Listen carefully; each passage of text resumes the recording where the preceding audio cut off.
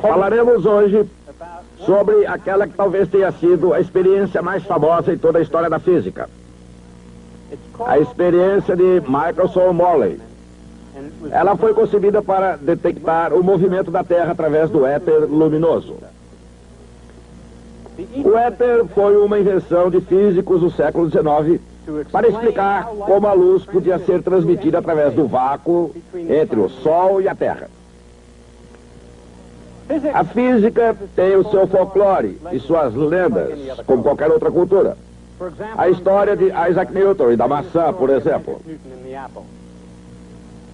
Bem, existe também uma lenda sobre a experiência de Michelson e Morley, tão conhecida quanto a história de Isaac Newton e da maçã.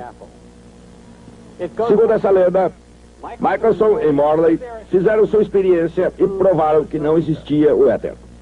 Assim, Albert Einstein foi obrigado a inventar a teoria da relatividade a fim de explicar esse resultado. A experiência foi realizada no que era então chamado o Case Institute of Technology de Cleveland, Ohio, em 1887.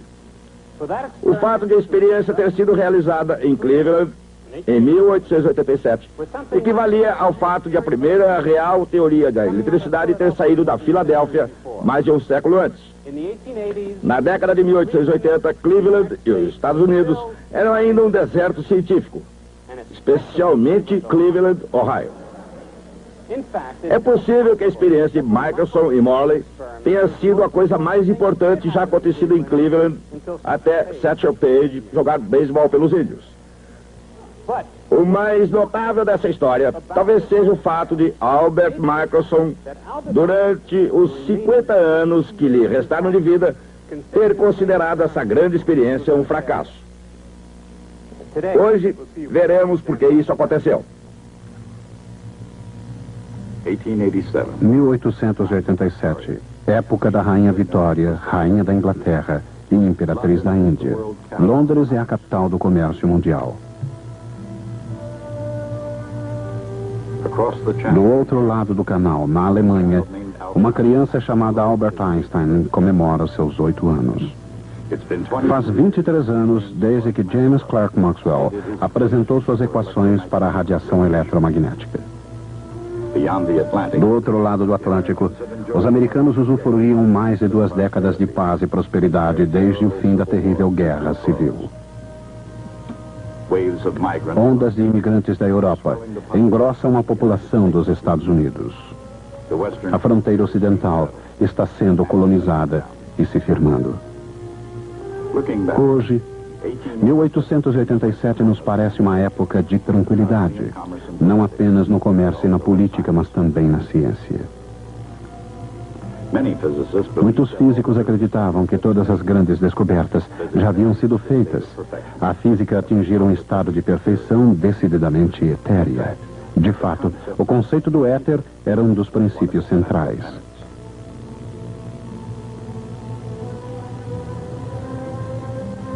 Em 1887, em Cleveland, Ohio, 2 físicos, Albert Abraham Michelson e Edward Morley, preparavam uma experiência destinada a comprovar definitivamente que o éter realmente existia. Certamente o éter existiu, pelo menos na mente dos filósofos, durante milhares de anos. Hoje podemos aceitar facilmente a ideia do espaço como um vácuo, enormes regiões do cosmos virtualmente desprovidas de matéria. Mas para os antigos, o conceito de um vazio perfeito era impossível de ser compreendido. O espaço, acreditavam eles, precisava ser preenchido com alguma coisa. Assim, a solução encontrada por Aristóteles foi o éter. Essa era a substância que preenche o que, de outra maneira, seria o espaço vazio. No século XIX, o éter passara a servir a uma necessidade mais do que simplesmente filosófica. O éter era o meio através do qual as ondas de luz do Sol se propagavam, nutrindo e iluminando a Terra.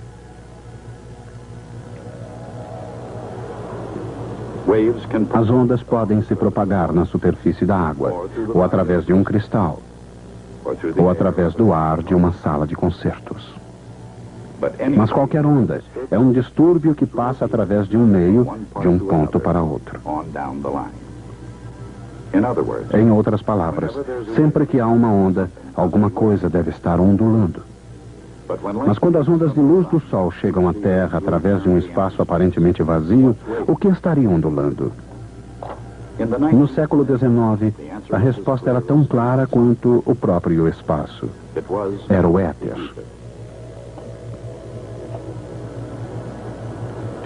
Para os físicos do século XIX, o éter era não apenas real, possuía propriedades físicas que podiam ser deduzidas pela observação do seu comportamento. Por exemplo, a velocidade de uma onda qualquer depende da rigidez do meio através do qual ela passa. E, naturalmente, a velocidade da luz é enorme. Assim, o éter deve ser realmente muito rígido. De fato, os físicos diziam que era quase impossível comprimir o éter. Por outro lado, a Terra e os outros planetas moviam-se com facilidade através desse éter incapaz de ser comprimido, obedecendo às leis de Newton como se não estivessem passando através de meio nenhum. Se o éter se comportasse como um fluido viscoso, os planetas em órbita iriam gradativamente perdendo energia e movimentando-se em espiral em direção ao Sol. E como isso parecia não acontecer, os físicos puderam chegar a outra conclusão definitiva sobre o éter. O éter, diziam, era o fluido perfeitamente móvel sem qualquer viscosidade. Era um fluido transparente, absolutamente não viscoso e incapaz de ser comprimido, e que preenchia todo o espaço. Como já se sabia tanto sobre ele, tudo o que restava era demonstrar diretamente a sua existência numa experiência clara e irrefutável. De uma maneira ou outra, a experiência não foi conseguida pelos físicos daquele século. Mas em 1887, Albert Michelson, com auxílio do amigo Edward Morley, concebeu uma experiência que não poderia falhar. No que se refere às credenciais acadêmicas, Michelson estava sem dúvida qualificado. 4 anos em Anápolis, 8 na Case School of Applied Science e mais 3 anos na Clark University, Worcester, Massachusetts. No entanto, seria preciso mais do que conhecimento acadêmico para detectar o movimento absoluto da Terra através do espaço, que consistiria, na verdade, em detectar o próprio éter. Seria necessária uma experiência extraordinária com um grau inusitado de precisão. Felizmente, Michelson tinha um grande talento para projetar instrumentos capazes das medições mais precisas. Suas primeiras medições da velocidade da luz foram mais precisas do que qualquer outra antes dele. Quando estava em Berlim, Michelson projetou um novo instrumento de notável precisão. Chamava-se interferômetro. Aqui, utilizando um laser, um interferômetro de Michelson começa dividindo um feixe de luz em 2. Um espelho, parcialmente transparente e parcialmente refletor, envia 2 feixes em trajetórias perpendiculares. Cada um reflete e volta ao ponto de onde foram separados em 2. Ali se combinam, formando novamente um único feixe. O interferômetro de Michelson pode ser visto como uma corrida entre 2 feixes de luz. Se a corrida termina em empate, o resultado é um ponto brilhante no centro da franja de interferência.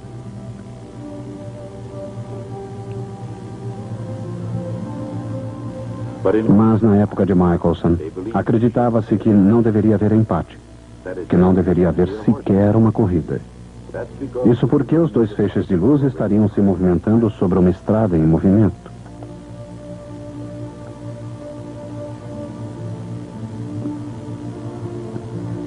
Todos suspeitavam que a Terra e, portanto, o interferômetro estavam se movendo através do éter.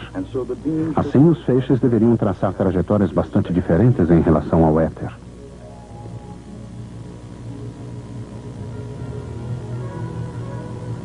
O feixe que se movia lateralmente ao movimento da Terra percorre lados de um triângulo, enquanto que o outro que se movimenta ao longo do movimento da Terra percorre uma menor distância num sentido e maior no outro.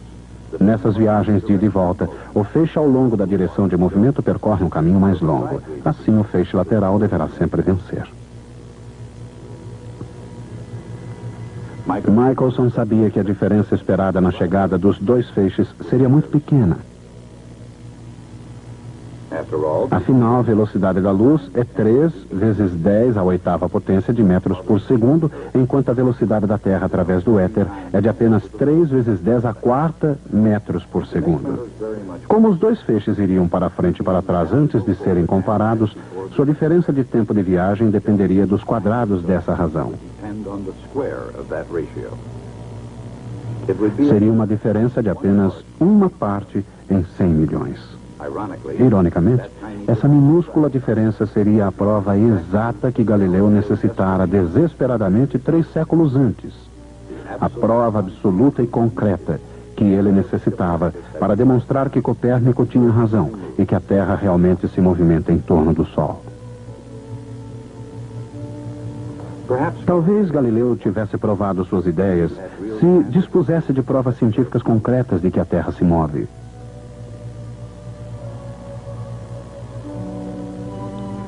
Embora não possamos saber se ele tinha Galileu em mente, essa pequena diferença no tempo de viagem dos dois feixes de luz era exatamente o que Michelson desejava medir em Berlim em 1880. Um alemão, fabricante de instrumentos, construiu o primeiro interferômetro.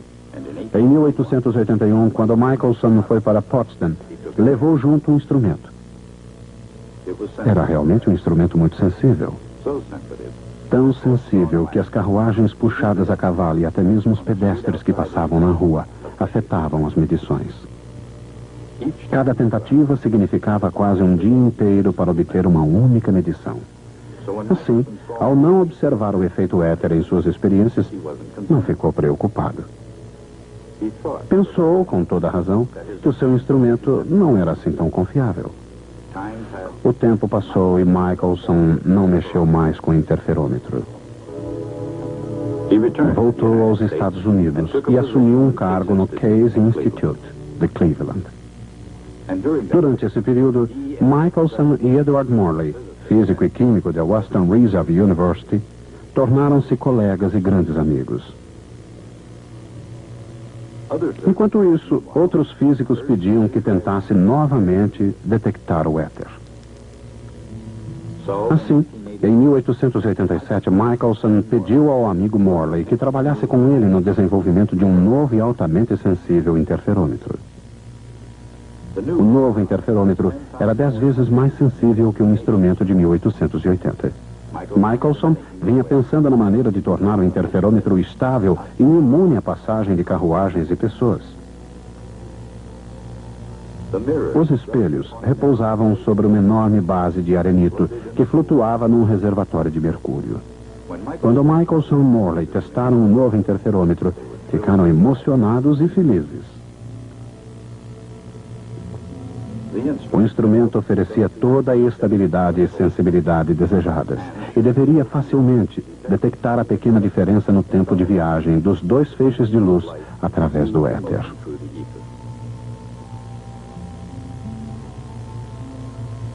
A experiência propriamente dita consistiria na observação das franjas de interferência com o interferômetro orientado na direção do movimento através do éter,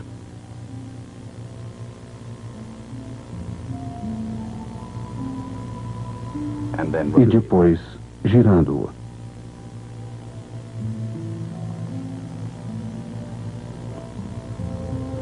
Se os dois feixes chegassem empatados, por exemplo, a interferência construtiva produziria uma mancha brilhante no centro das franjas.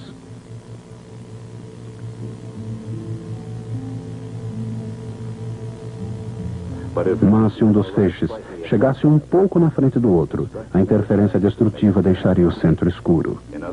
Em outras palavras, o efeito do movimento através do éter seria observado na mudança das franjas de interferência durante a rotação do instrumento.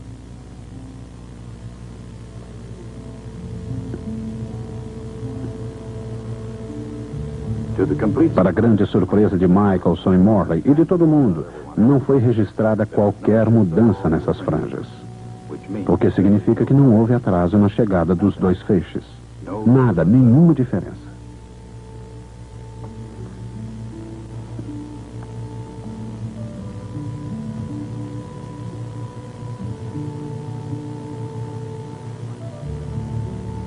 Por mais que fizessem variações da experiência, no verão ou no inverno, de noite ou de dia, o resultado era sempre o mesmo.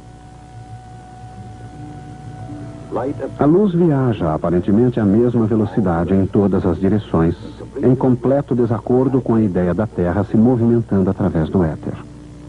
Durante os 50 anos seguintes, muitos físicos repetiam a experiência de Michelson e Morley com precisão e aprimoramento cada vez maiores, na tentativa frustrada de encontrar algum erro naquela profética conclusão. Mas já em 1887 os fatos pareciam muito claros. A experiência não conseguira detectar o éter e as consequências foram perturbadoras.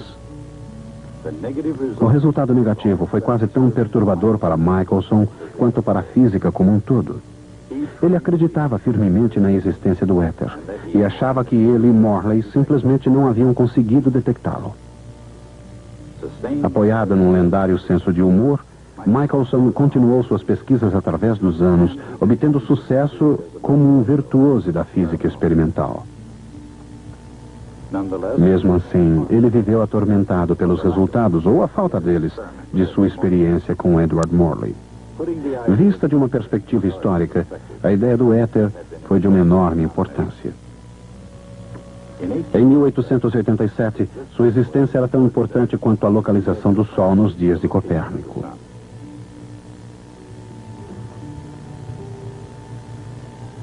Até então, nenhuma experiência fora melhor concebida, nem mais cuidadosamente executada. E na ciência, o fracasso de uma experiência como essa cria não apenas um dilema teórico, mas pode provocar reações fantásticas na comunidade científica. Em 1892, o físico irlandês J.F. Fitzgerald sugeriu que as dimensões de um dos braços do interferômetro de Morley e Michelson poderiam de alguma forma ter se contraído. Quanto poderiam ter se contraído, dizia ele, dependia da sua velocidade. Para a maioria dos físicos, a ideia de contração de Fitzgerald parecia absurda. Mas não para o destacado físico europeu Lorentz. Ele desenvolveu um modelo quantitativo para explicar o fenômeno e, durante esse processo, concebeu expressões matemáticas que transformariam a face da física. Essas expressões ficariam conhecidas como as transformações de Lorentz. Em 1899, o grande matemático francês Henri Poincaré examinou os resultados obtidos por Michelson e Morley e ofereceu então uma explicação geral, a que deu o nome de princípio da relatividade. A ideia era de que o movimento absoluto jamais seria detectado em laboratório. Será preciso surgir um tipo de dinâmica inteiramente nova, disse ele. Poincaré estava certo. Um tipo de dinâmica inteiramente nova iria surgir, mas o princípio da relatividade, que seria sua base, não tinha nada de novo. Ele remontava, pelo menos, a Galileu Galilei. Galileu dissera que um objeto em movimento tendia a permanecer num estado de movimento uniforme. Essa era a lei da inércia. A lei estava correta, pois no seu próprio sistema de referência, cada estado de movimento uniforme era um estado de repouso. Galileu não só compreendeu a lei da inércia, mas também por que ela era verdadeira. Não existe diferença alguma entre o estado de repouso e o estado de movimento uniforme. Mas, por outro lado, Albert Michelson tentara, com sua experiência, detectar o movimento absoluto da Terra. Se tivesse conseguido, teria provado que existe uma diferença entre movimento e repouso, pelo menos uma diferença que pode ser detectada numa experiência. A verdade é que, de qualquer maneira, obtendo sucesso ou fracassando, os resultados da experiência de Michelson teriam oferecido um grande dilema à física. Mas como as coisas aconteceram, o dilema estava quase além da imaginação, até mesmo da imaginação de Hendrik Lorentz. Podemos imaginar Lorentz como um lançador do Brooklyn Dodgers.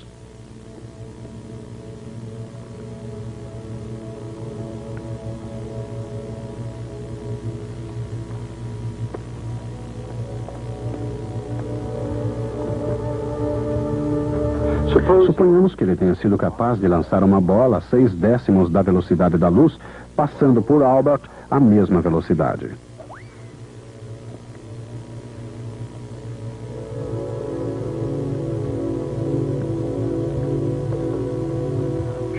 Certamente, por mais rápido que tenha sido Henry, ele pareceria muito mais rápido a Albert. Mas, e era isso o que revelara a experiência de Michelson e Morley, se tanto Albert quanto Henry observassem o mesmo feixe de luz, cada um imaginaria que ele estivesse movimentando a velocidade da luz em relação à sua pessoa, mesmo que estivessem se movimentando um em relação ao outro. Essas consequências eram difíceis de se aceitar, mesmo no caso de uma mente como a de Hendrik Lorentz. Ele desenvolveu uma teoria matemática que explicava a experiência, mas se baseava nas propriedades misteriosas e não comprovadas de uma partícula recém-descoberta chamada elétron. Foi preciso um homem mais jovem, um novo ponto de vista, para analisar a velocidade da luz sob uma luz inteiramente nova. Seu nome era Albert Einstein. E na física o seu caminho foi o caminho do futuro. Mas ninguém havia feito mais para iluminar esse futuro do que o próprio Albert Michelson. Durante quase 50 anos após o surgimento do primeiro interferômetro, ele continuou medindo a velocidade da luz com precisão cada vez maior. Medindo pela primeira vez o diâmetro de uma estrela, e até mesmo admitindo que sua experiência do interferômetro havia comprovado a teoria da relatividade de Albert Einstein. A medição da velocidade da luz. O segundo, uma medição do diâmetro de uma estrela. E o terceiro, um teste da teoria da relatividade Einstein. Michelson conquistou o respeito da comunidade científica, a amizade de Albert Einstein, e tornou-se o primeiro americano a ganhar o prêmio Nobel. Mas até o fim da vida, ele jamais aceitou totalmente as implicações de sua famosa experiência. Deve-se admitir, confessou em 1931, que essas experiências não são suficientes para justificar a hipótese da existência de um éter. Mas então ele imaginou, como se pode explicar os resultados negativos? Na superfície, como sombras não intencionais numa tela, existem pontos escuros na vida de Albert Abraham Michelson. Pois apesar dos momentos de brilho de uma carreira de 50 anos, ele tendia a se concentrar no fracasso de 1887. Como o resultado da experiência original foi negativo, concluiu, o problema ainda exige uma solução. Mas na realidade, a experiência de Michelson, se é que pode ser considerada um fracasso, foi o mais brilhante fracasso em toda a história da ciência. E a solução que ele buscou, mas se recusou a aceitar, a teoria da relatividade de Albert Einstein, mudaria para sempre o próprio significado de espaço e tempo.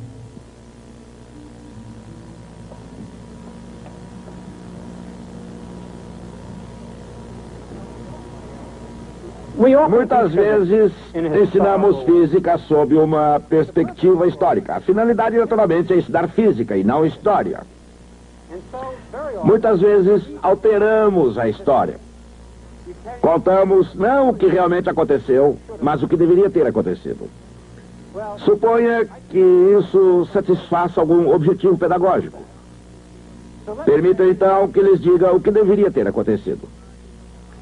Um funcionário do Departamento de Patentes da Suíça, Albert Einstein, deveria ter dito: Olha, a experiência de Michelson e Morley nos impele a fazer duas coisas. Uma é restabelecer o princípio da relatividade e a outra é acreditar que a velocidade da luz será a mesma para qualquer observador, independente do seu estado de movimento. E desses dois postulados fundamentais, seguem-se todos os resultados surpreendentes da teoria da relatividade. Agora deixe-me contar como as coisas realmente aconteceram. Primeiro, Michelson, é claro, jamais acreditou até o fim da vida nos resultados de sua própria experiência. E Einstein não apenas baseou sua teoria na experiência de Michelson e Morley, mas ao escrever o seu famoso trabalho em 1905 afirmou jamais ter ouvido falar da experiência de Michelson e Morley. Veremos como isso foi possível na próxima vez.